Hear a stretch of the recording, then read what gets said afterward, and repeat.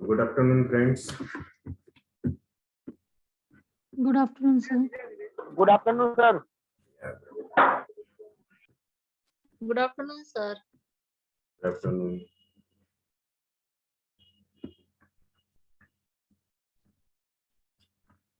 So today we will learn the chapter number 4 of Theory of Acute, book of Dr. Praful Vijayakar sir. So this chapter 4 includes the golden rule of acute prescribing. Which are the golden rules of acute prescribing? First, be a minimum prescriber, be a single remedy prescriber, be a single dose prescriber, hunt for activity thermal thrust excess, know the remedy relationship, look out if the moon is round, expect fever, diarrheas or aggravations, know homeopathic parameters, and do's and do nots for the patients.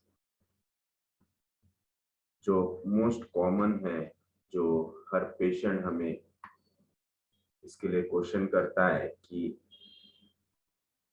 क्या खाना है, क्या करना है और क्या नहीं करना, दैट मीन्स द पथ्य. So the last point in this chapter is advice to the doctors. So these are the points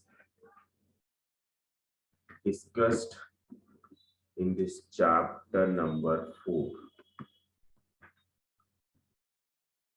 So we will see in details these points.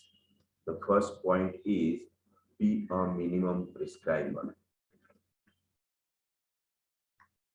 So minimum prescriber,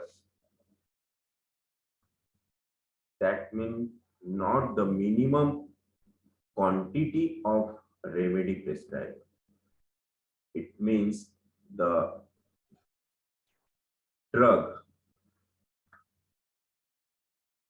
that is the single remedy, and minimum prescriber, when to prescribe and when not to prescribe. So as every acute disease initiate a reaction in the body called immune response. Most of the infections or the acute illnesses are self-limiting. Yes. So like diarrheas, fevers, viral infections, these are self-limiting. ये अपने आप आते हैं, अपने आप जाते हैं, क्योंकि वहाँ इम्यून रिस्पॉन्स होता है. और ऐसे केसेस में मोस्टली प्रिस्क्रिप्शन का काम नहीं पड़ता. इसीलिए सर ने कहा है कि मिनिमम प्रिस्क्राइबर, कहाँ प्रिस्क्राइब हमें करना है और कहाँ नहीं. So if and only if the organism or the body fails to recover within stipulated time, yes, जो उस डिजीज का पीरियड होता है, जैसे फीवर्स मोस्टली 3 to 4 days में रिकवर हो जाते हैं, डायरियाज 1 to 2 days में रिकवर हो जाते हैं.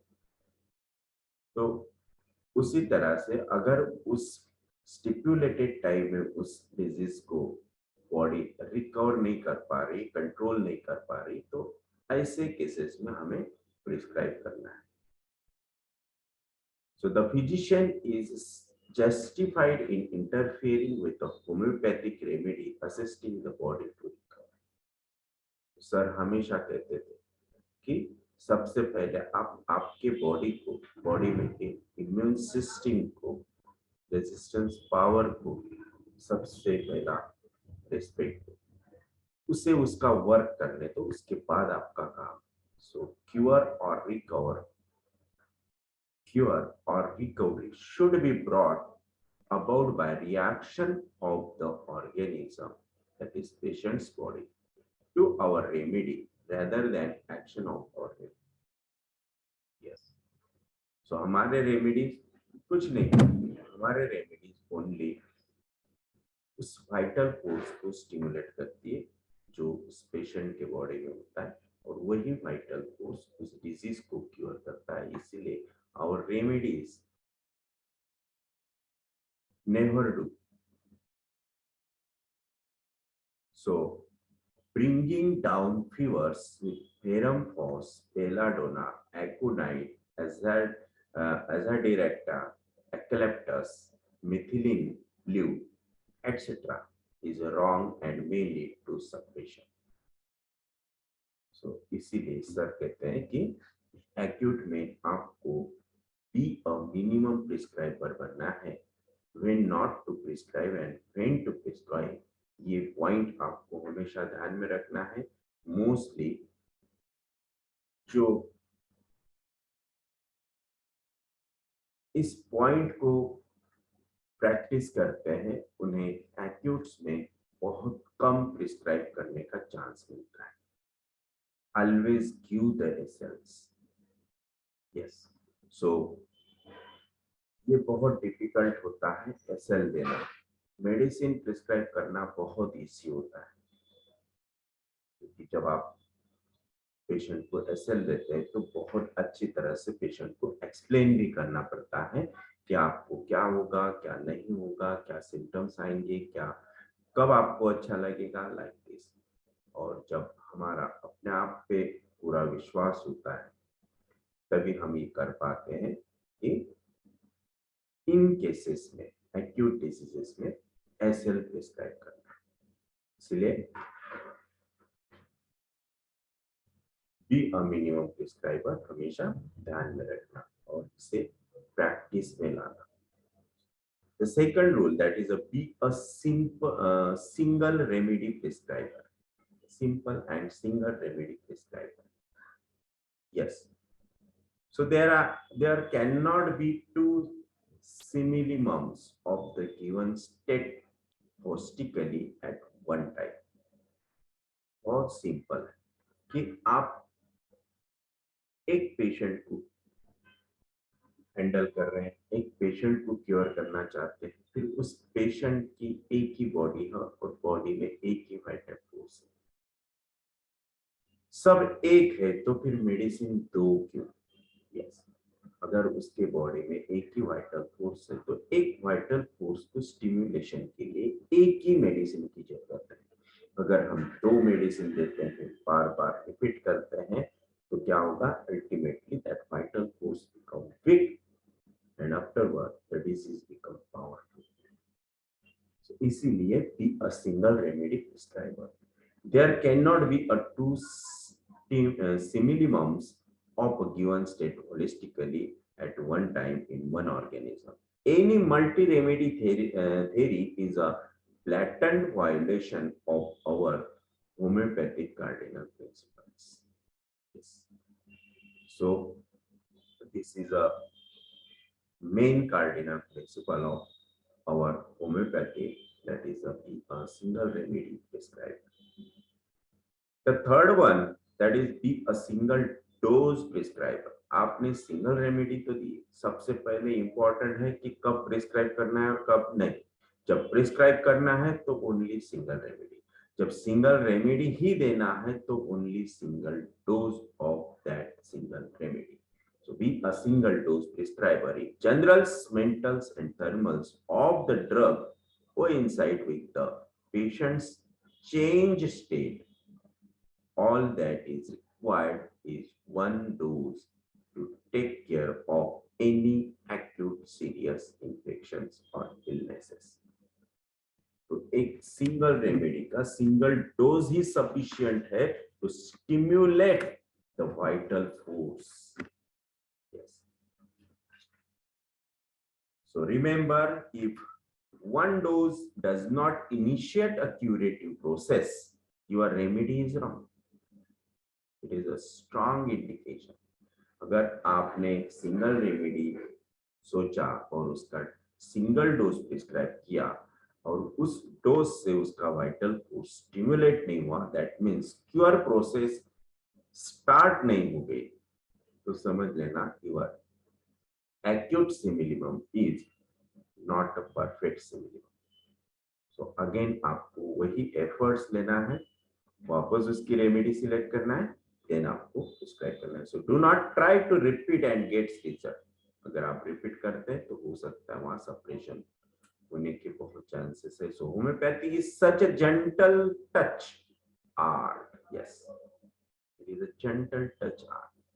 Just our remedies always only just stimulate the vital force and that vital force will cure the patient. So homeopathy is such a gentle touch art that not more than one stimulation is required to produce recovery or cure. Yes. The fourth point, that is hunt for activity thermal thrust excess. So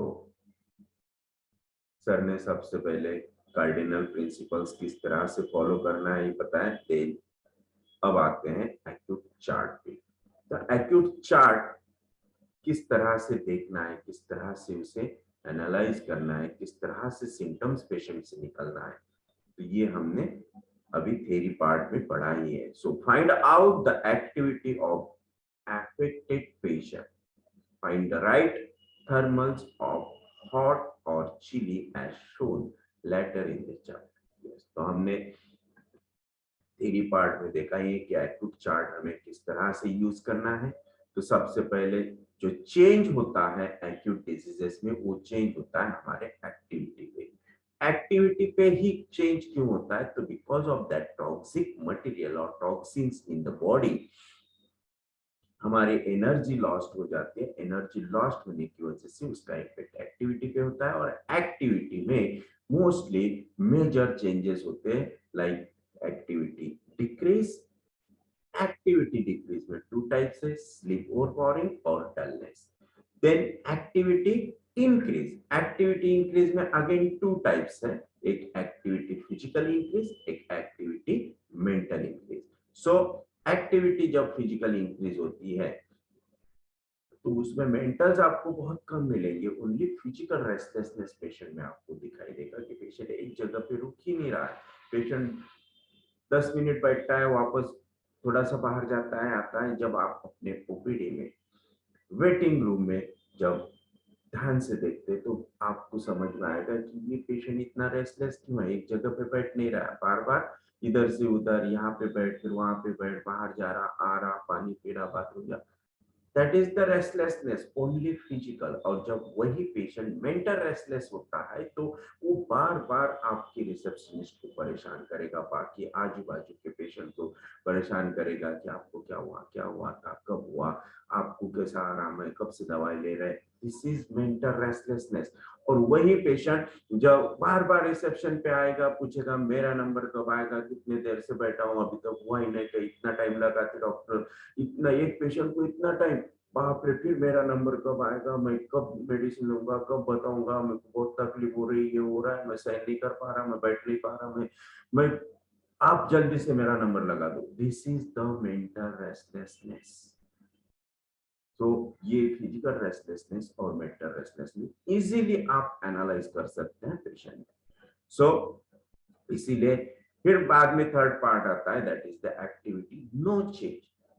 yes, patient को infection होने के बाद, इतने loose motions होने के बाद, fever होने के बाद, बॉडी एक, हेडेक होने के बाद भी पेशेंट के एक्टिविटी में नो चेंज है.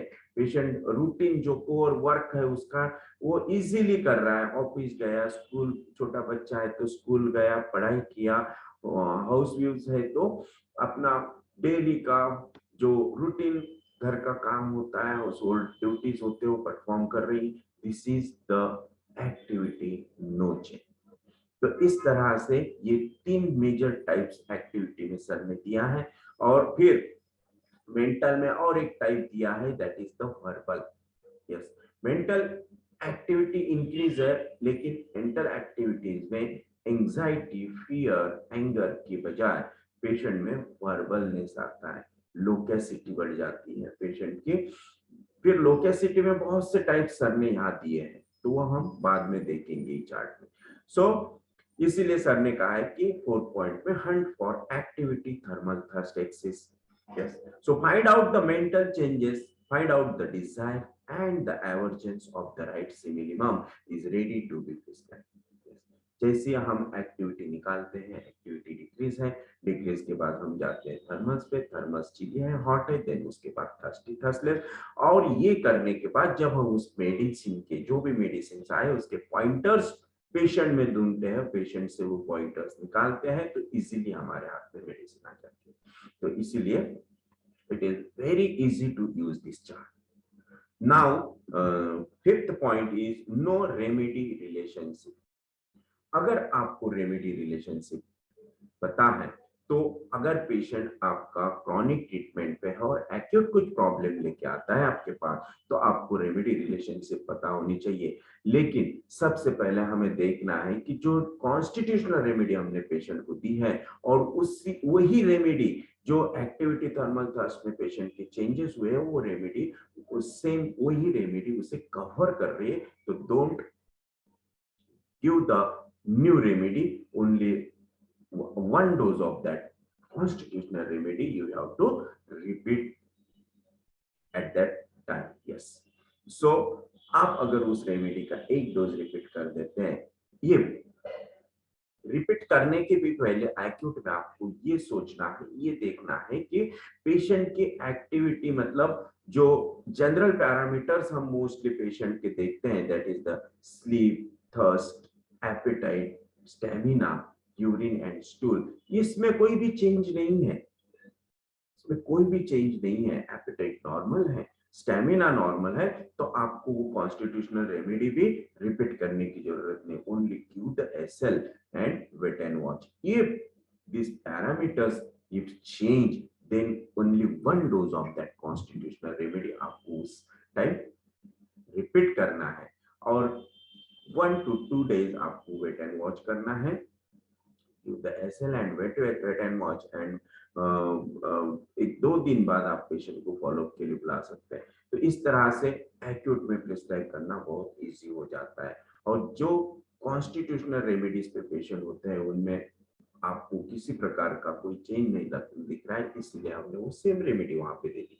लेकिन अगर पेशेंट के थर्मल्स चेंज हो गए, पहले पेशेंट हॉट था, अभी ये पेशेंट चिली हो गया, पेशेंट के थर्स्ट चेंज हो गई, पहले पेशेंट बहुत थर्स्टी था, अभी टोटली थर्स्टलेस हो गया, then you have to think about acute remedy. और वो भी एक्यूट रेमेडी फिर आपको वो सोचनी है जो सर ने इस पॉइंट में दिया है कि रेमेडी रिलेशनशिप। तो रेमेडी रिलेशनशिप में आपको उस कॉन्स्टिट्यूशनल रेमेडी के जो जीसीएस आपने दिया है उसके रेमेडी रिलेशनशिप में जाना है, और जो अभी एक्टिविटी थर्मल थ्रस्ट में जो चेंजेस हुए उस रेमेडी रिलेशनशिप में जो रेमेडी इस चेंजेस को कवर कर रही है, वो रेमेडी आपको after the matching of pointers आपको रेमेडी प्रिस्क्राइब करना है, तो single dose of that acute remedy. Yes, so ये होता है रेमेडी रिलेशनशिप का benefit in acute prescriptions. Yes, so acute minimum indicated is most of the times related to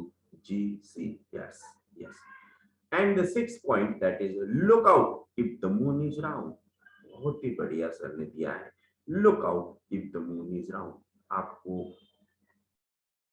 इसके पहले सेशंस में भी मैंने बोला था कि एक छोटे कैलेंडर आपको आपके टेबल पे ऑलवेज रखना है, और हर मंथ के मून फेजेस को आपको क्रॉस करके रखो, या फिर राउंड करके रखो, या फिर उसे बोल्ड करके रखो, हाईलाइट करके रखो, ताकि जब मून फेजेस की डेट आती है तो उस टाइम पे आपका पूरा ध्यान उस पे होना चाहिए, क्योंकि उस पीरियड में पेशेंट मोस्टली हमारे जो ट्रीटमेंट पे पेशेंट्स होते हैं, जीसीएस पे पेशेंट्स होते हैं, वो कुछ ना कुछ सिम्टम्स लेके आते हैं, कुछ ना कुछ एग्रेवेशंस लेके आते हैं। तो ऐसे टाइम पे आपको पेशेंट को ना रिपीट करना है, ना रेमेडी चेंज करना है, ना कोई मेडिसिन देना है। Give the SL and only counsel the patient perfectly. अगर जब आप पेशेंट को बताते हैं कि ये थोड़े से पीरियड के लिए आया है, 1-2 दिन में ये पूरा निकल जाएगा। अगर आपको टाइम पता है उन फेजेस का, तो आप डायरेक्टली पेशेंट को बोल सकते हैं कि कल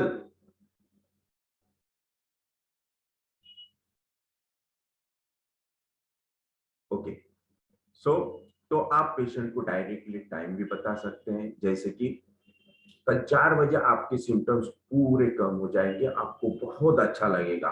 फिर इस तरह से कॉन्फिडेंटली जब आप पेशेंट को बताएंगे और पेशेंट जब फॉलोअप में आएगा और बोलेगा कि डॉक्टर साहब आपने 4 बजे का टाइम बोला था कि 4 बजे से आपको अच्छा लगना शुरू हो जाएगा, तो मुझे तो मैजिक हो गया, बिल्कुल 4 बजे से मुझे इतना अच्छा लगने लगा। इससे आपका पेशेंट के माइंड में, पेशेंट के दिल में बहुत रिस्पेक्ट बढ़ जाएगा कि मेरा डॉक्टर बहुत नॉलेजेबल पर्सन है। यस, उन्होंने जो बोला वही परफेक्टली हुआ। तो इस तरह से हम उन पेजेस में पेशेंट से अपना क्रेडिट बढ़ा सकते हैं। So the constitutions which are very sensitive and themselves easily affected by full moon, new moon, etc. So they fall ill, get fevers, pain in the joints, neuralgias, malaise, urticaria. Yes.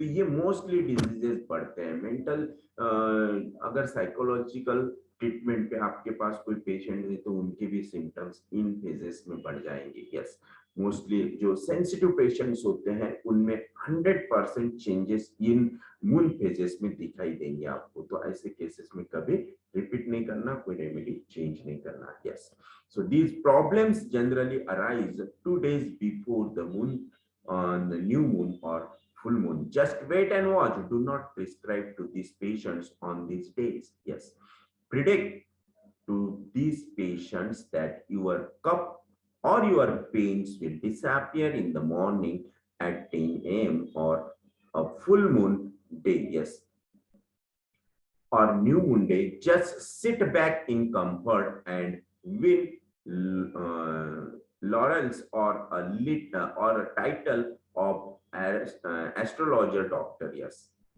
and enjoy. In this way, you increase your reputation as a knowledgeable physician. Yes, लेकिन कुछ कुछ cases में ऐसा भी होता है जो patient mostly illiterate होते हैं, खेड़े के होते हैं, वो पेशेंट के माइंड में जैसे कुछ अलग बातें चलते रहती हैं। जैसे कि अगर आपने बोल दिया कि कल 4 बजे आपको, एग्जैक्टली 4 बजे आपको बहुत अच्छा लगना शुरू हो जाएगा, या फिर आप पेशेंट ऐसा लगता है आपको कि पेशेंट को डायरेक्टली बोलना चाहिए, आप डायरेक्टली बोल देते हैं कि अभी जैसा न्यू मून या फिर फुल मून चल रहा है, अमावस्या पूर्णिमा है, जैसे ये खत्म हो जाएगी आपको अच्छा लगना शुरू हो जाएगा। या फिर आप एग्जैक्टली टाइम भी बोल देते हैं पेशेंट को, और पेशेंट को उस बातों से बहुत इफेक्ट होता है। पेशेंट बोलता है कि नहीं, आपने जो बोला वही हुआ, और आप हमेशा जो बोलते हो वही होता है मेरे साथ। डॉक्टर साहब, ये कहीं कुछ बाहर का तो नहीं है? वो भी समझता है। यस, मेरे पास बहुत पेशेंट्स है, मैं वो लेके आऊं क्या? लाइक कर्निकौटल जो करते हैं, जो होता है, उसके लिए पेशेंट के मन में बहुत अंधश्रद्धा होती है, जो मिसअंडरस्टैंडिंग होती है, इसीलिए वो पेशेंट ऐसा भी कहते हैं, ऐसा भी बोलते हैं। यस, सो तो आपको ओनली क्रेडिट लेना है। तो एक क्वेश्चन यहाँ पे आया है कि रेमेडी रिलेशनशिप, थोड़ा सा एग्जांपल देके, कोई रेमेडी का, ड्रग का एग्जांपल देके आप थोड़ा एक्सप्लेन करो। ओके, सो आपका पेशेंट सपोज कॉन्स्टिट्यूशनल ट्रीटमेंट पे है, जैसे आपने कोई जीसीएस पेशेंट को दिया है, लाइक कलक्रिया का, लाइक पल्सेटिला, और उस पेशेंट को एक्यूट में कुछ प्रॉब्लम हुआ है कि कलक्रिया का आपका पेशेंट है और पेशेंट को फीवर आया, फीवर में पेशेंट बहुत रेस्टलेस हुआ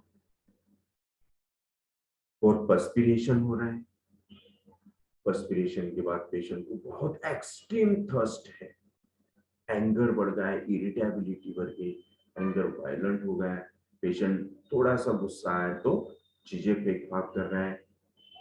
तो ऐसे केसेस में आपको जाना है एक्टिविटी थर्मल थ्रस्ट एक्सिस में। उसमें जाइए, आपको एक्टिविटी इंक्रीज मिलेगी। एक्टिविटी इंक्रीज में आपको मेंटल एक्टिविटी इंक्रीज में जाना पड़ेगा। मेंटल एक्टिविटी इंक्रीज में जब आप हॉट चिली पे जाते हैं और पेशेंट को पूछते हैं कि आपके थर्मल स्कैन, आपको ठंडा अच्छा लग रहा है, गर्म अच्छा लग रहा है, जब पेशेंट बोलता है कि आई एम वेरी हॉट, बहुत पसीना आ रहा है, बहुत गर्मी हो रही है और प्रोफ्यूज पर्सपिरेशन है, एक्सट्रीम थर्स्ट है, then you will get the thermal hot thirst, very thirsty। तो उसमें 3 रेमेडीज है, मर्क्सॉल, सल्फर और एक दूसरी रेमेडी है, मैं आपको चार्ट में बताता हूँ।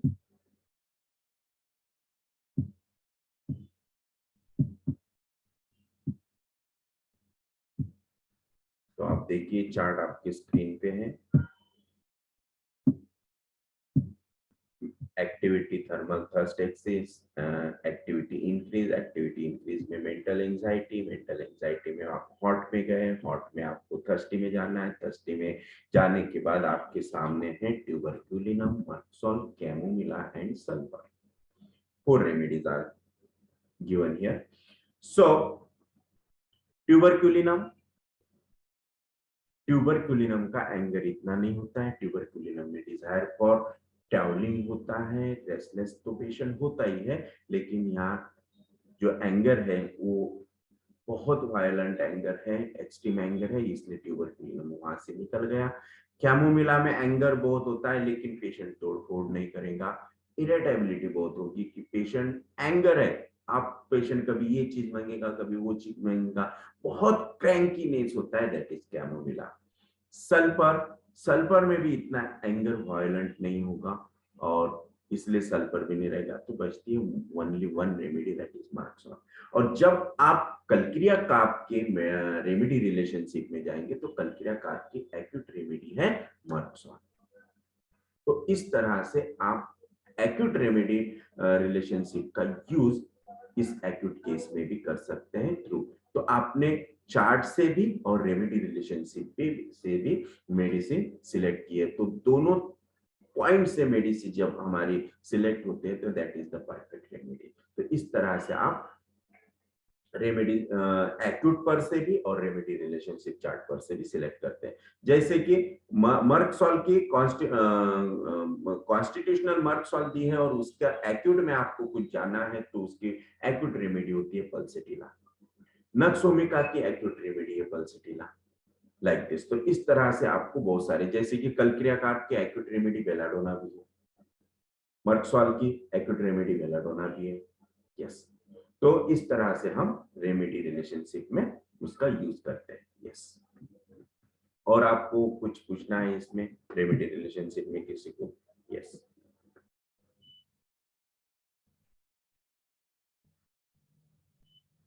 अगर कुछ पूछना है तो आप 1 मिनट में पूछ सकते हैं। Yes,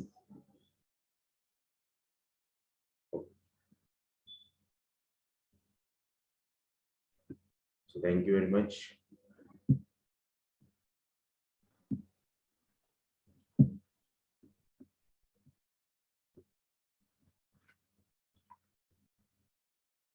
Now expect fevers, diarrheas or aggravation on the first day and amelioration on the second day. Yes, so case acute हो या क्रॉनिक, फर्स्ट प्राइमरी एग्रेवेशन आपको दिखाई देगा, बट एक्यूट में बहुत ही सिंपल एंड शॉर्ट इंटरवल के लिए ये एग्रेवेशंस आते हैं। So fever on the first day is good sign, loose motions on the first day is good sign, aggravation of already existing fever of cough is a good sign. Remember, feeling better on the first day but worse on the next day is sign of wrong remedy. First amelioration, then aggravation is always a bad sign. Unless there is a moon phase around, in which case wait, but all these should be accompanied by the betterment of generals or what I call as homeopathic parameters. तो इस तरह से अगर कुछ symptoms आ रहे हैं कि patient पहले और बहुत अच्छा लगा, लेकिन पेशेंट की सिम्टम्स नेक्स्ट डे या फिर आफ्टर डे 2 days सिम्टम्स बढ़ना शुरू हो गए। तो सबसे पहले आपको रूल आउट करना है कि मून फेजेस चल रहे हैं। अगर मून फेजेस है तो वेट एंड वॉच, क्योंकि मून फेजेस में इस तरह का कुछ हो सकता है कि एग्रेवेशन, पहले पेशेंट को बेटर था लेकिन जैसे मून फेज लग गए पेशेंट के सिम्टम्स बढ़ गए। तो it is not a Kent's 12 observations, first amelioration then aggravation. It is due to the moon phases. Sensitivity बढ़ गई, patient is sensitive for that moon phases, इसलिए ये symptoms बढ़ गए। तो so wait and watch and give the essay. So no homeopathic parameters.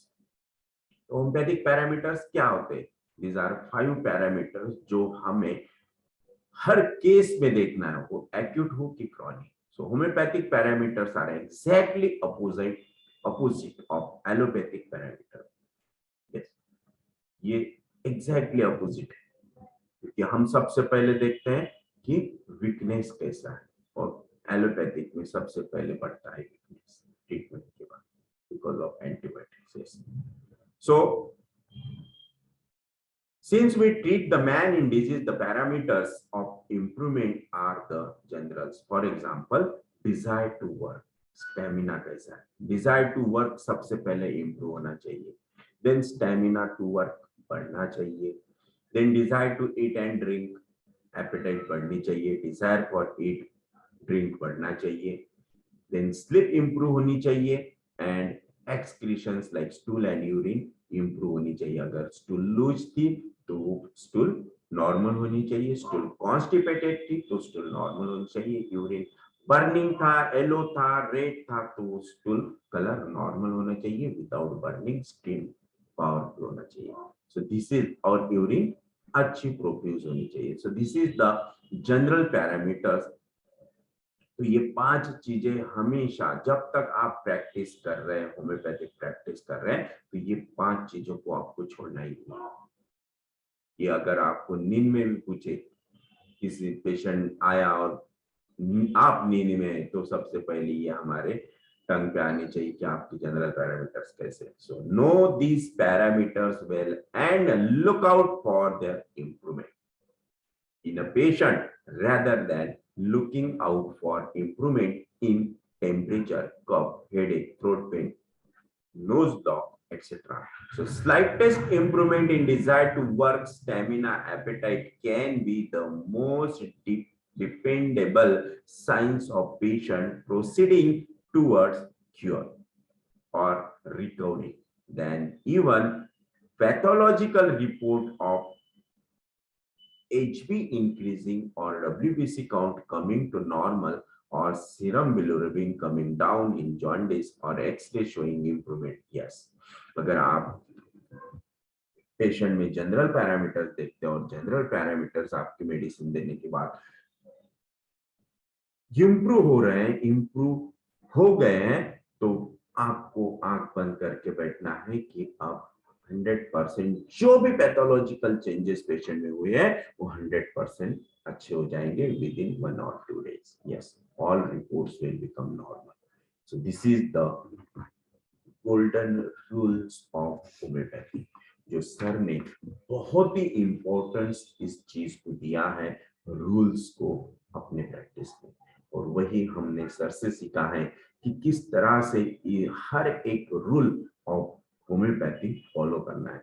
So the last point था advice to the patients.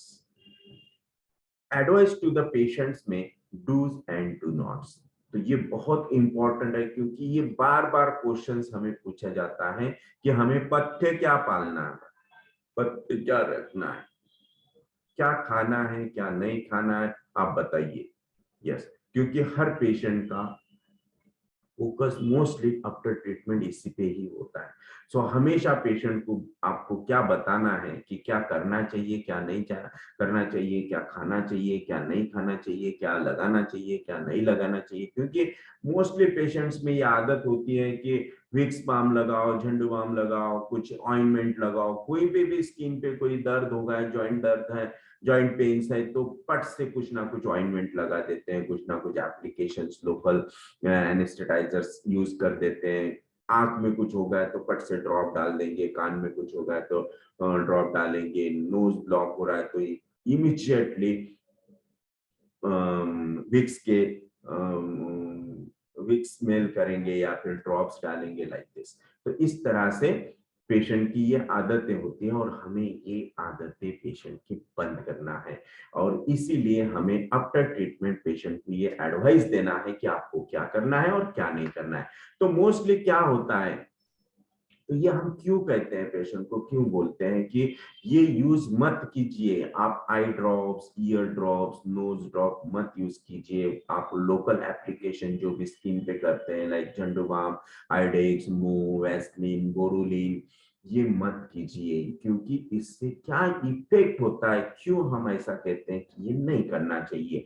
Mostly आज तक जो हम सीखे हैं, हमारे को सिखाया गया है कि इन चीजों की जिनके स्मेल स्ट्रांग होते हैं, बहुत ही स्ट्रांग स्मेल होते हैं, जैसे कि परफ्यूम्स, कोई सेंट्स या फिर अत्तर वगैरह, इसके स्ट्रांग स्मेल होते हैं, जैसे कि खाने की चीजें, लहसुन है ना, जिंजर, ये इन प्याज, तो इनके स्मेल स्ट्रांग होते हैं, तो इससे मेडिसिन उतर जाती है। लेकिन मेडिसिन उतरने के बजाय जो इम्पोर्टेंट साइंटिफिकली सर ने यहाँ दिया है वो चीज है कि जब हम कोई लोकल एप्लीकेशन करते हैं तो जो एक्सक्रीशन बॉडी में होता है, जब हम कोई पेशेंट को ट्रीटमेंट करते हैं तो उस ट्रीटमेंट का सबसे पहला इंपॉर्टेंट फंक्शन ये होता है कि बॉडी में जो भी टॉक्सिक मटेरियल उसको बॉडी के बाहर फेंको, उसको बॉडी के बाहर निकाल दो, क्योंकि ये निकालने के दो तीन ही मार्ग होते हैं। तो एक तो आई से निकलेंगे, नोज से निकलेंगे, या फिर यूरिन स्टूल से निकलेंगे, एंड लास्टली द स्किन, तो स्किन में पर्स्पिरेशंस निकलेंगे। तो ये टॉक्सिक मटेरियल 24 आवर्ली एक्सक्रीट होता रहता है, बॉडी से वॉश आउट होते रहता है। ये और जब कोई पेशेंट स्किन पे कोई एप्लीकेशन करता है, कोई भी लोकल एप्लीकेशन करता है, कोई ऑइंटमेंट लगाता है, विक्स, झंडू बाम लगाता है, तो उससे उस पार्ट का जो फंक्शन है वो हैम्पर हो जाता है ड्यू टू द एनेस्थेटिक। उसमें जो एजेंट्स होते हैं, उसकी जो क्वालिटी होती है, उस पार्ट को वो एनेस्थेटाइज कर देते हैं, और एनेस्थेटाइज होने के बाद उस पार्ट का फंक्शन लॉस हो जाता है और एक्सक्रीशन स्टॉप हो जाता है। फिर जो टॉक्सिन्स एक्सक्रीट हो रहे थे वो टॉक्सिन्स वापस बॉडी में चले जाएंगे और उस डिजीज को वापस बढ़ाना शुरू कर देंगे। तो वो जो सिम्टम्स पेशेंट को रिलीफ हुआ था वो सिम्टम्स वापस बढ़ना शुरू हो जाएंगे। इसीलिए ऐसे बहुत सी चीजें हैं जो पेशेंट को हमें बोलना है कि ये नहीं करना है। खाने में हमें पत्ते बोलना है कि ये करना है और ये नहीं करना है, ये खाना है और ये नहीं खाना है। सो डूज, दैट मीन्स क्या करना है, allows your patient to eat or drink anything including things which aggravate him. Yes. For example, cold drinks, ice cream, sour fruits like bananas, etc. We are trying to immunize the patient against the allergic factors. What better taste can one conduct? तो बहुत से patient को ये आदत होती है कि नहीं, मैं ये खाया कि मेरी बीमारी बढ़ जाती है, ये खाया कि मुझे ये हो जाता है, वो खाया कि मुझे वो हो जाता है, लाइक दिस। बहुत से पेशेंट्स में मोस्टली जो विलेजेस के पेशेंट्स होते हैं वो हर बार आपको ये बोलेंगे कि मैंने उस दिन ये चीज खाया था, जब से मेरा जॉइंट पेन स्टार्ट हो गया, मैंने कुछ ठंडा खा लिया था तो मुझे सहन नहीं हुआ, मेरे को कफ हो गया, लाइक दिस। तो लेकिन ऐसा नहीं है। अगर वो पेशेंट उस चीज को सेंसिटिव है, मानते हैं कि वो पेशेंट उस चीज को सेंसिटिव है, तो उस सेंसिटिविटी जो उसके बॉडी की उस चीज के प्रति हाइपर हो गई है, उस सेंसिटिविटी को हमारी मेडिसिन डाउन करेगी, उसको नॉर्मलाइज करेगी। लेकिन जब तक वो पेशेंट वो चीज खाएगा नहीं तो पता कैसे चलेगा। इसीलिए कभी भी उस पेशेंट को ये नहीं बोलना है कि ये चीज खाना नहीं, वो चीज आप खाओ, लिमिटेड खाओ, लेकिन खाना बहुत जरूरी है। जब तक खाएंगे नहीं तब तक पता नहीं चलेगा कि ये हमारी मेडिसिन इस पे वर्क कर रही है कि नहीं। जब आप वो चीज खाएंगे और आपको कोई तकलीफ नहीं होगी तो समझ लेना हमारे मेडिसिन ने काम कर दिया और आप अच्छे तरह से पूरे अच्छे हो जाएंगे, 100% क्योर हो जाएंगे। सो इसीलिए क्या करना है पेशेंट को ये पहले बोलिए, क्या करना है, क्या खाना है, क्या नहीं खाना है, तो जो पेशेंट हमेशा आपको बोलते कि ये चीज खाने की वजह से मुझे हमेशा तकलीफ होती थी, अब उसे पहले बोलिए आप पहले वो चीज खाना शुरू कर दो। Yes, so allow your patient wholesome food. देखो, allow your patient for wholesome food. आप कुछ भी खा सकते हैं, कुछ भी, कहीं पे भी, कभी भी खा सकते हैं। Yes, so as a normal diet helps to increase the energy within him to fight the illnesses and recover without weakness। अब हमने आपको मेडिसिन दी है, आप कोई भी चीज खा सकते, जो चीज आपने अभी तक खाई नहीं थी बिकॉज ऑफ डर कि मुझे ये चीज हो जाएगी, ये खाने से वो हो जाएगा, अभी आप सबसे पहले वो चीज खाना शुरू कर दीजिए, क्योंकि मैंने आपको मेडिसिन दी है और मेरी मेडिसिन 100% आपको कुछ नहीं होने देगी। इस तरह से जब पेशेंट को आप कॉन्फिडेंस ऑफ बिल्डअप करेंगे, पेशेंट को कुछ भी नहीं होगा।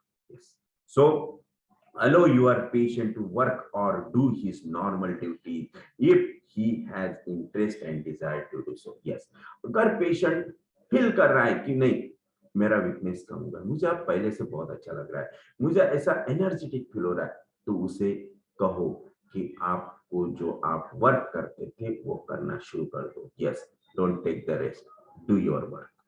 Yes, so allow. तो ये हो गए dos. This is the advice to patient. Now don'ts। अब आपको बोलना है कि क्या करना नहीं है। So do not allow anything which is in any way or anesthetized to tissues or cells। yes, तो ऐसी चीज कभी भी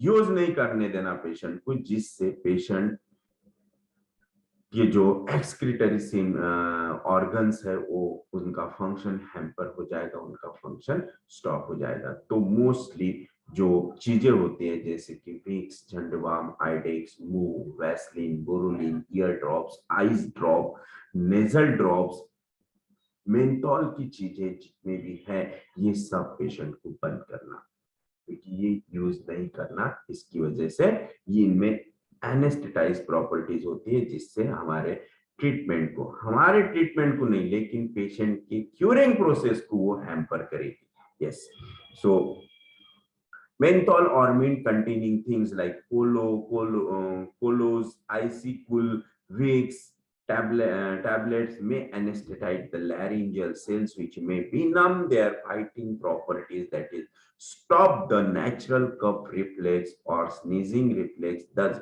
work against the homeopathic action of increasing the immunity to cure। Spirituous drink may also hamper cure in the same way। देखो, यहाँ sir ने बोला है, बहुत इंपॉर्टेंट है, स्पिरिचुअस ड्रिंक्स। तो ये स्पिरिचुअस ड्रिंक्स क्या होते हैं, जो हम जिसे बोलते हैं कि तीर्थ, सोल वाटर। तो ये जो सोल वाटर रहता है, जैसे कि कोई बहुत से जो मौलानाज होते हैं वो मंत्र बोल के पानी देते हैं, या फिर जो कहीं से लाए हुआ सोल वाटर होते हैं, जो जिसके प्रति हमारे माइंड में बहुत ही रिलीजियस स्पिरिचुअल फीलिंग होती है, उन स्पिरिचुअस ड्रिंक्स को आप पेशेंट को मना कर दीजिए, क्योंकि इससे क्या होगा, उसके जो वो लेने के बाद जो वाइटल फोर्स है वो अगेन स्टिमुलेट होगा। हमारे मेडिसिन ने तो उसे स्टिमुलेट किया है, वापस इस ड्रिंक से भी वो स्टिमुलेट होगा, और एक वाइटल फोर्स को दो स्टिमुलेशन जब देते हैं तो वहां क्योर नहीं बल्कि सप्रेशन होता है। इसलिए स्पिरिचुअल ड्रिंक जो होते हैं, सोल वाटर्स जो होते हैं, तीर्थ, और दूसरा अंगारा, ये भी है। अंगारा भी पेशेंट को अलाउ नहीं करना है खाने के लिए। दूसरा, और कोई पेशेंट अगर जिन पे मंत्र वे धागे गले में बांधता है, ताबीज जिनमें मंत्र बोल के वो ताबीज गले में बांधते हैं, वो भी चीज नहीं चलेगी। तो ये चीजें हमें पेशेंट को नहीं बोलना है। Yes, then local applications, not sorry हाँ, local application not only menthol, xylocaine, etc., but also any medicated ointment, including homeopathic calendula, arnica, graphitis ointment। Again, the अभी कुछ नए प्रोडक्ट आ रहे हैं, जैसे कि आई ड्रॉप, ईयर ड्रॉप्स भी होम्योपैथिक आ गए, ऑइंटमेंट्स आ गए, शैम्पूज आ गए, सोप्स आ गए, टूथपेस्ट आ गए, तो ये अलाउ नहीं करना। Yes, so these and other skin ointments may alter the electropotential gradient at the cellular and tissue level of the skin, thereby obstructing our third excretory system, that is the skin. First two being stool and urine, from excreting toxins on the skin.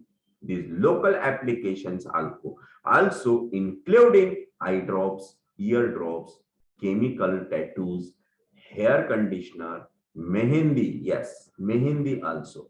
So anti-dandruff shampoos, medicated soaps, yes, medicated soap भी हमें नहीं use करने देना है. Then should not be allowed for the best result. Only exception may be menthol in the toothpaste, since every person is habituated to this toothpaste for years together, and the homeostasis establishes itself since childhood with this paste. तो toothpaste जो whole family use कर रही है उसे आप use करने के लिए बोल सकते हैं, लेकिन नई चीज अगर पेशेंट बिफोर ट्रीटमेंट जो चीज यूज कर रहा है और अभी वो कुछ नया चेंज करने की सोच रहा है तो उसे मना कीजिए, क्योंकि नई चीज कुछ हैम्पर कर सकती है। इसीलिए नई जो चीज की हैबिट उसके बॉडी को हुई है, जो वो स्टार्टिंग से चाइल्डहुड से यूज कर रहा है, वही चीज उसे अलाउ करना है। Yes, so this is dos and do nots. Then the last point, that is the advice to doctors. तो हमने अभी एडवाइस टू पेशेंट दिया है, now advice to doctor. Doctors के लिए क्या एडवाइस है, क्या डॉक्टर्स ने करना चाहिए और क्या नहीं करना चाहिए। यस, सो हाउ पेशेंट्स, सबसे मोस्ट इम्पोर्टेंट जो हमें एडॉप्ट करना है, that is the patience. Have a patience. Don't repeat the remedy. Don't change the remedy. Yes, तो पेशेंस हमारा इसी दो बातों में ऑलवेज यूज करना है कि पट से चेंज नहीं करना है या फिर पट से रिपीट नहीं करना है। So homeopathic medicines do not fail to work within 24 hours, giving either aggravation or amelioration when indicated. Let's the body cure. अगर हमारे मेडिसिन की एक्शन तुरंत स्टार्ट होती है तो हमारा पहला काम है, फर्स्ट थिंग जो हमें करनी है, that is wait and watch. Medicine को वर्क करने दो। जो डोज आपने दिया है, जो रेमेडी आपने दी है, उसे वर्क करने दो। जब उसका वर्क स्टार्ट हो जाएगा तो अल्टीमेटली आपको उसके रिजल्ट दिखना शुरू हो जाएंगे। लेकिन हम वेट नहीं करते हैं। पेशेंट ने बोला, पेशेंट ने थोड़ा परेशान किया, एक दो फोन पेशेंट ने लगा दिया, तो पट से हमारी रेमेडी चेंज हो जाती है। लेकिन रेमेडी आपको तब चेंज करनी है जब आपको खुद को नहीं लग रहा है कि मैंने जो रेमेडी दी है वो उसे पूरा कवर नहीं कर रही है, तब आप सोच सकते हैं कि चेंज करने की। लेकिन अगर आप फुल्ली कॉन्फिडेंट है कि ये रेमेडी इसके 100% परफेक्ट से मिनिमम है, तो wait and watch. Yes, so don't force a cure.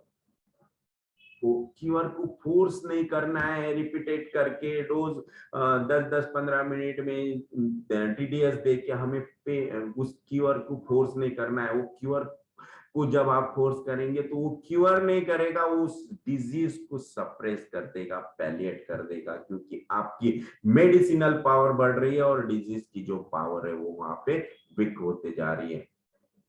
आपकी मेडिसिन की पावर बढ़ रही है, जिससे वाइटल फोर्स वीक होते जा रहा है और डिजीज पावर बढ़ती जा रही है। तो इसलिए वहां पे सप्रेशन होगा, डिजीज बढ़ते जाएगा। अगर वहां से डिजीज अदर सिस्टम में, अदर ऑर्गन में ट्रांसफर होगा तो वहां पे मेजर सप्रेशन भी हो सकता है। इसीलिए don't force to cure the disease, Don't force a cure. Just stimulate the body to cure. और क्योर होने के लिए सिंपल स्लाइटेस्ट हमें स्टिमुलेशन करना है with a single pill of single remedy. Yes. So Hering's law is a compulsory knowledge which every homeopath has to have. Yes. So Hering's law her case में follow होना ही चाहिए. So during the course of recovery, expect symptoms in lesser important sphere and do not interfere. Cure is in progress. Just watch. Yes, just wait and watch.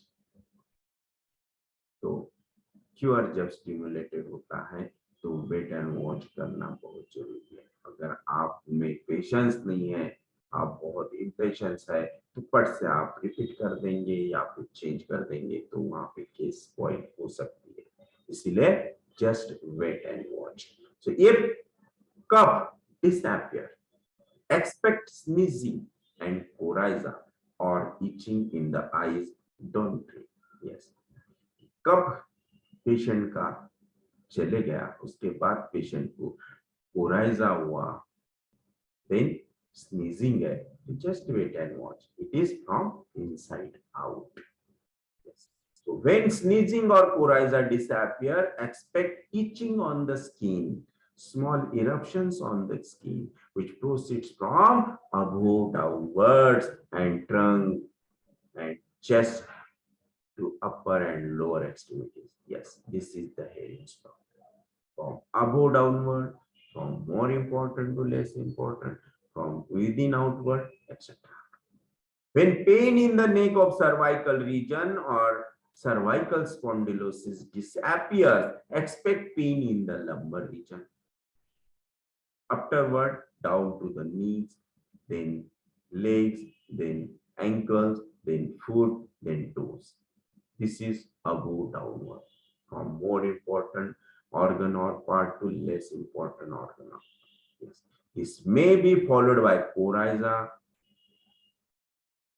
or diarrhea. Then उसके बाद itching on the body. Yes. So this means the toxin have come down from the mesoderm to endoderm to ectoderm. So further, the same patient has to develop mild skin eruptions when the toxins come down to the ectodermal level. Yes. So this is the advice to doctors कि patient को बीच में कभी भी medicine change करके या फिर repeat करके cure process को हमें डिस्टर्ब नहीं करना है, पेशेंट को क्योर होने देना है. Yes. So warning, any skin eruption should be mild, non specific. ये वार्निंग्स हमारे लिए कि जो भी स्किन इरप्शंस पेशेंट की बॉडी पे आते हैं वो ऑलवेज कैसे होना चाहिए, माइल्ड होने चाहिए, नॉन सेप्टिक होनी चाहिए. यस. अगर उसमें पस हो रहा है, बॉइल्स आ रहे हैं, इन्फेक्टेड है, तो it is not a Hering's law. It is not the externalization of the symptoms on the skin. Yes. A gross, long-standing septic or destructive skin lesion is not what you should expect in externalization of the disease. It is not a cure. It is suppression. यहाँ पे माइजन change होगा, सोरा to psychosis गया या फिर syphilis गया. Yes. So expect disease to come out from syphilitic to psychotic or syphilitic to sora or psychotic to sora. Yes. Skin lesions, dip, crack, and destructive ulcer should disappear first, followed by disappearance of the corns, callosities, warts, followed lastly by acne and boils. Yes. For further details, refer the chart of suppression. अगर detail में जाना. So a good knowledge of chart of 7 layers of suppression is essential to understand cure taking place in body in embryological order of the descendants. Yes. So 7 layers chart जैसे acute chart, ये दोनों भी chart आपको ऐसे रट के रखना है, ऐसे बिल्कुल समझ के रखना है कि अगर आप कहीं पे भी हैं और आपने मेडिसिन दिए तो उसके बाद क्या होने वाला है, कैसा होगा, कोई सिम्टम्स पेशेंट लेके आ रहा है तो ये क्या है, ये हर चीज समझ में आनी चाहिए। यस, तो इसीलिए इसे पूरा वर्ड वर्ड लर्न करके रखो। So finally if no result is obtain, take the generals again and reconsider the case. अगर आपको रिजल्ट नहीं आ रहा है, आपने मेडिसिन दी, 2-3 महीने चले गए, पेशेंट को आपने रिपीट भी किया, फिर भी no change, that means remedy is not correct. आपको यहाँ रिकंसिडर केस को रिकंसिडर करना पड़ेगा, केस टेकिंग करना पड़ेगा, वापस आपको उसके rubrics लेके मेडिसिन प्रिस्क्राइब करना है। Yes, so finally if no result is obtained, take the generals again and reconsider the case. Perhaps some positive factors like grief, shock, mortification, suppression of anger may lead you to a different group of drugs. Yes, तो हमें जैसे sir ने यहाँ गए कि हमें emotions लेके prescribe नहीं करना है। इमोशंस लेके अगर हम प्रिस्क्राइब करते हैं, फीलिंग्स लेके प्रिस्क्राइब करते हैं, तो ऑलवेज हमें रॉन्ग रेमेडी ही आएगी। आपको ऑलवेज कंसिडर करना है पेशेंट के dispositions and reactions. So the drugs in the chart have been compelled from my experience of the 25 years, they may yield a result of 70 to 80%। अगर आप इस chart को follow करते हैं, एक्यूट चार्ट को फॉलो करते हैं, तो सर ने यहाँ गारंटी दी है कि 70 to 80% रिजल्ट आपको 100% मिलेंगे। और ये रिजल्ट 70 to 80% रिजल्ट भी बहुत काफी है। वैसे भी 20% रिजल्ट में because of wrong selection of remedy result नहीं आते। वहां हमें सर ने और ऑप्शन दिया है कि आपको रिकेस टेकिंग करके आपको मेडिसिन सिलेक्ट करनी है। Yes, so there may be drug indicated out of the chart. Yes, वैसा भी हो सकता है। तो अगर ऐसा है, आप किसी ड्रग को बार बार out of this chart select कर रहे हैं, किसी रेमेडी को सिलेक्ट कर रहे हैं किसी पर्टिकुलर डिजीज में, तो आप उस रेमेडी को भी इस चार्ट में ऐड कर सकते हैं। So a chart chapter of hints attached in this book may help one to breach the shortcomings in the flow chart. Yes, so this is the chapter number 4। बहुत बढ़िया sir ने ये chapter यहाँ लिखा है और बहुत ही एक्सलेंट वे से हमें एडवाइस दिए हैं, हमें कुछ नॉलेज दिया है, जो आप और इसे एक बार पढ़ लेना ताकि आप इसे इजीली अपने प्रैक्टिस में फॉलो कर सकें। सो थैंक यू वेरी मच। और अच्छा आज का ये सेशन रहा है, बहुत ही एक्सलेंट नॉलेज हमें इस चैप्टर से मिला है। सो कल लेंगे हम scientific explanations of this golden rules. Yes, तो जो थोड़ा सा शॉर्टली सर ने ये चैप्टर 4 में बताया और अभी डिटेल में विद एग्जांपल सर ने अभी साइंटिफिक एक्सप्लेनेशंस में बताया है कि ये ही रूल्स हमें क्यों फॉलो करना है, ये रूल्स कैसे आए, कहां से आए, क्यों ये रूल्स इंपॉर्टेंट है, जो गोल्डन रूल्स सर ने बताया। ओके, सो कल हम scientific explanation of this golden rules लेंगे। ओके, सो आज के सेशन पे अगर किसी को कोई डाउट है, क्वेरी है, कोई क्वेश्चन है, तो आप पूछ सकते हैं। सो वन बाय वन आप अपने क्वेश्चंस पूछ सकते हैं। Hello, good evening. Good. Sir ji, जैसा आपने बताया, अगर जीसीएस हमारी मेडिसिन शुरू है तो किसी को अगर एक्यूट कंप्लेंट्स आ गई, कफ है, फीवर है, डायरिया है या कुछ भी, तो उसमें हम जैसा वो मेडिसिन रिलेशनशिप बोले आपने, मेडिसिन रिलेशनशिप देखने का, तो सर जी अपन ये जो एक्यूट चार्ट है उसको फॉलो करके हम मेडिसिन रिलेशनशिप देख सकते हैं क्या? यस, आपको दोनों चीज करना है, रेमेडी रिलेशनशिप भी देखना है और हाँ। चार्ट पर से भी रेमेडी निकालना है। दोनों जब मैच हो जाएंगी तो that is the perfect remedy. अच्छा, ठीक है, तो फिर अपने कभी कभी हमको और ऐसा कभी कभी ऐसा भी होता है कि रेमेडी रिलेशनशिप में वो रेमेडी नहीं होती है और हमारे चार्ट में आ जाती है, तो भी आप उस रेमेडी को दे सकते हैं। Yes. हाँ सर जी, फिर ठीक है सर जी, वो हमने मेडिसिन दे दी एक्यूट चार्ट के अकॉर्डिंग टू, उसके बाद में फिर जैसा पेशेंट वो एक्यूट कंप्लेंट से तो निकल जाएगा, क्योर हो जाएगा, उसके बाद में हमको अपने जो पुरानी अपनी जीसीएस है उस पे शिफ्ट होना पड़ेगा क्या, कि कब तक उसको वेट करेंगे हम? तुरंत नहीं, आपको वेट एंड वॉच करना है जब तक वो पेशेंट को अपने ओरिजिनल डिजीज के कुछ सिम्टम्स नहीं आते तब तक। अगर पेशेंट को कुछ दिन बाद वही सिम्टम्स रिपीट आ रहे हैं, जो क्रॉनिक सिम्टम्स थे वो एग्रीवेट हो रहे हैं, वो वर्स हो रहा है, तो आपको उसकी कॉन्स्टिट्यूशनल रेमेडी वहां पे रिपीट करना है। अच्छा ठीक है। और सर जी कभी कभी ऐसा भी होता है कि ये समझ में नहीं आता कि अपने वो एक्यूट चार्ट के अकॉर्डिंग टू मेडिसिन देंगे क्या, जो हमने मेडिसिन जीसीएस दिए उसको रिपीट करने का है? तो इसका भी तो बताया मैंने कि अगर आपको सबसे पहले देखना है कि उसकी एक्टिविटी थर्मल थ्रस्ट में कोई चेंज नहीं है और सेम सिम्टम्स उसी ड्रग के हैं, तो आप उस रेमेडी को एक तो आप अगर उसके जनरल पैरामीटर्स में कोई चेंज नहीं हुआ है तो आप वेट एंड वॉच करो, अगर उसके जनरल पैरामीटर्स में कुछ चेंज हुआ है तो सेम रेमेडी का 1 डोज आप रिपीट कर सकते हैं। अच्छा, thank you sir.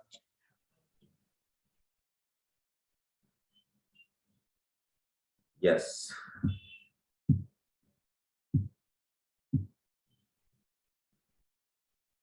Yes, thank you. Anybody who have any doubt, query? Sir ji अगर हमारे सर एक क्वेश्चन, जैसा जीसीएस चल रहा है सर जी, और कुछ कंप्लेंट 2-3 कंप्लेंट कम हो गई पेशेंट की और कुछ कंप्लेंट एज इट इज है, उसमें कुछ भी इम्प्रूवमेंट नहीं, तो तब हम हेरिंग्स लॉ देखने का क्या, उसको पार्शियल सिमिलर मेडिसिन समझने का क्या कैसे? तो आपको सबसे पहले उसमें देखना है कि कौन से सिम्टम गए और कौन से बाकी है। अगर जो स्ट्रॉन्ग थे, जो सीवियर थे, जो वायलेंट थे, वो सिम्टम्स गए और छोटे सिम्टम्स बाकी हैं जो उससे मतलब जो मोर इम्पोर्टेंट ऑर्गन्स थे उसके सिम्टम गए, और जो कुछ छोटे मोटे सिम्टम्स है लेस इम्पोर्टेंट ऑर्गन और सिस्टम के हैं और वो बाकी है, तो आपको वेट एंड वॉच करना है। अच्छा, मेडिसिन रिपीट नहीं करना है? नो। अच्छा, thank you sir. Okay, so thank you very much. आप लोगों ने इतने शांति से सुना, सभी के समझ में आया ही होगा, सबको अंडरस्टैंड हुआ होगा, इसलिए हम आज यही रुक जाते हैं। So thank you very much. कल हम excuse me sir, yes suppose अपन ने जीसीएस दिए सर, हाँ, और पेशेंट को सबसे पहले ये बताइए कि कौन पूछ रहा है सर? हाँ, एक मिनट सर, एक डिजरा, यस राउत जी बोलिए। Sorry sir. हाँ हाँ सर, अपन ने जीसीएस तो दिया है सर, तो अब उसमें मून फेज में थोड़ा सा फीवर वगैरह आ गया मे बी, लेकिन वो फीवर भी अपने आप चला गया, अपन ने वेट एंड वॉच किया, लेकिन उससे पहले यदि वो मून फेज में यदि सेंसिटिव नहीं रहता है पास हिस्ट्री में मून फेज में, तो अपन रॉन्ग डायरेक्शन से जा रहे हैं सर, राइट? यदि उसकी सेंसिटिविटी बढ़ गई ना सर। आपको सबसे पहले इंपॉर्टेंस देना है मून फेज को। हाँ, तो Okay? सपोज उसको अगर पहले हिस्ट्री नहीं, यस, वो पहले हिस्ट्री का जाने दो। अगर मून फेज में कुछ भी होता है तो वेट एंड वॉच, फिर बाद में देखो कि पहले था कि नहीं था, अभी है कि नहीं है। मून फेजेस के अंदर पेशेंट आता है, कुछ लेके आता है, तो आपको वेट एंड वॉच करना है, क्योंकि मून फेजेस में आप उसकी सेंसिटिविटी उस वक्त उस चीज को आप कैलकुलेट नहीं कर सकते हैं, उस चीज को आप फाइंड आउट नहीं कर सकते हैं, क्योंकि आपका पहला काम है कि मून फेजेस को जाने दो, उसके बाद आपको देखना है। क्योंकि पहले विजिट में आपको ये समझ में नहीं आएगा कि ये बिकॉज ऑफ मून फेज है या फिर उसकी पहले सेंसिटिविटी नहीं थी, ये नया कुछ आया है। अगर वो नया भी है, सपोज एक्यूट डिजीज भी हो गया है, तो भी आपको मून फेजेस में उसे प्रिस्क्राइब नहीं करना है, वेट एंड वॉच करना है। पीरियड होता ही है कितना, 12 या 24 आवर्स का, उतना पीरियड जाने दीजिए, ऑटोमेटिकली उसके सिम्टम्स कम हो गए। अगर नहीं हुए, वो 2-3 दिन कंटिन्यू है, then you can think about the acute remedy. Okay sir, suppose यानी कि मून फेज से 1 डे बिफोर ना सर, 1 डे सपोज आज जैसे ही मून फेजेस के जो वेद है वो शुरू हो जाते हैं, मतलब उसका जो टाइम है कि जैसे कि पूर्णिमा या फिर अमावस्या शाम को 6 बजे शुरू होने वाली है, तो दिन में 2-3 बजे से उसके चेंजेस होना शुरू हो जाते हैं। तो इस तरह से हमें वेट करना है। ओके सर, ठीक है sir, thank you sir. Thank you.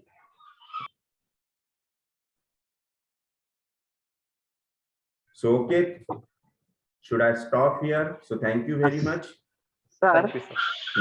Hello hello हाँ, हेलो सर yes. सर, वो जो उनके सिम्टम है वो अनबियरेबल रहे तो क्या क्या करना है? Wait and watch. Give the ASL.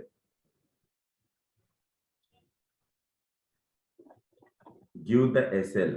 If the patient have high grade fever, है ना, फीवर बहुत है 102, 103, तो सबसे पहले आप उसे कोल्ड स्पॉन्जिंग सजेस्ट कीजिए। अगर उससे भी कम नहीं हो रहा है तो then you can give simple Crocin tablet. Yes. और पेन है सर, अनबियरेबल पेन है, तो सिंपल पैरासिटामोल देके एसएल देके आप उसे पेशेंट को काउंसिल करो अच्छी तरह से। अनवांटेड एग्रीवेशंस वहां अगर आपको नहीं होने देना है तो don't give the remedy. Okay, thank you sir. If a new patient comes at the day of moon phase, then wow, बहुत ही बड़ा क्वेश्चन। ऐसा होता है तो क्या करना है? तो first day give the SL, afterward you can advise to take the remedy dose. Yes. Okay, thank you, sir. Very much. So bye bye. Thank you. Thank you sir. Yeah. Thank you. कल फिर मिलेंगे Thank you, sir. इसी Thank time पे 4 Good night, बजे। sir. Okay, yes, good night. Yes sir, yes. Thank you sir.